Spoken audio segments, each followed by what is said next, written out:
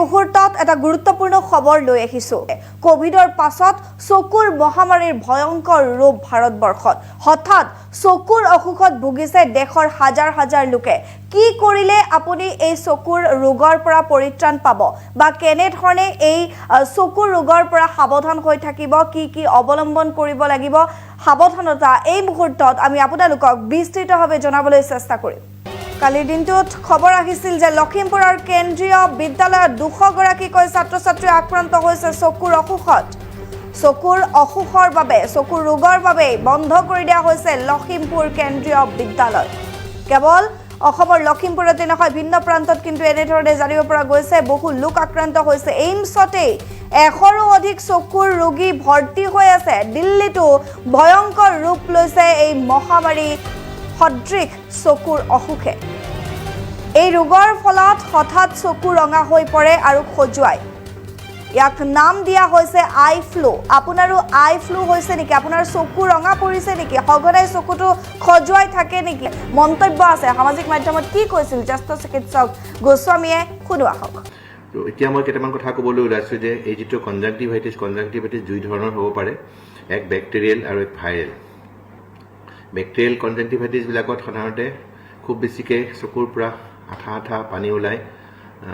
ডিসচাৰ্জ বুলি কয় এইটো ডিসচাৰ্জ ওলাই বহুত বেছি চকুটো ঢাকি ধৰে চকুটো মেলিবলৈ অসুবিধা পোৱা যায় অকণ বিষ হয় কেতিয়াবা ৰঙা পৰে আৰু সেয়া সাধাৰণতে 5-7 দিনমান থাকে আৰু ভাইৰেল কনজাংটিভাইটিছবিলাকত তেনেকুৱাই ভাইৰেল কনজাংটিভাইটিছবিলাক ইমান বেছি আঠা পানী নোলায় অৰ্থাৎ ডিসচাৰ্জ কম হয় চকু ৰাতি বান্ধি সাধাৰণতে নথয় ৰঙা পৰে আৰু কিছু পৰিমাণে বিষায় আৰু খুব খচখচনি হয় কাৰণবিলাক যেনেকুৱাই নহওক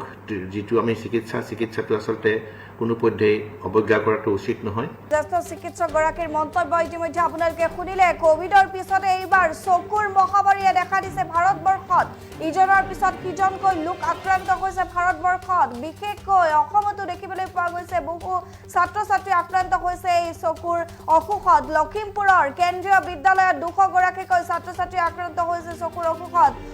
অসুখৰ বাবে বন্ধ কৰি দিয়া হৈছে লখিমপুৰ কেন্দ্ৰীয় বিদ্যালয় এইমছতে 100ৰো অধিক চকুৰ ৰোগী ভৰ্তি হৈ আছে দিল্লীতো ভয়ংকৰ ৰূপ লৈছে মহামাৰী স্বৰূপ চকুৰ অসুখে এইমছৰ চিকিৎসক JSTTLৰ মতে অনাগত দিনত আৰু অধিক সংক্ৰমিত হ'ব এই ৰোগৰ ফলত হঠাৎ চকু ৰঙা পৰে আৰু খজুৱাই ইয়াক নাম দিয়া হৈছে আই ফ্লু প্ৰতি বছৰে বৰষুণ পৰা বতৰত বা মনসুন সময়তে এই